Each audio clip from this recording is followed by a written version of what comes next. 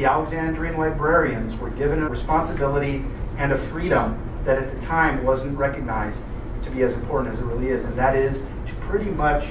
create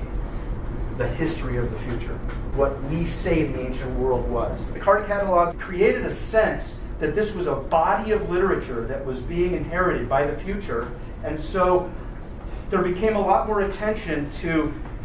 what work survived in a systematic way that wouldn't have been achieved otherwise. When you establish a certain number of works that get to be part of the pinakes, all of a sudden you start looking at this collection of books as a kind of artwork in itself, and you start paying attention to relationships between the different kinds of work, and you start self-consciously thinking about how do we want to present our whole world of literature, our whole world, insofar as it's represented by literature, to the future,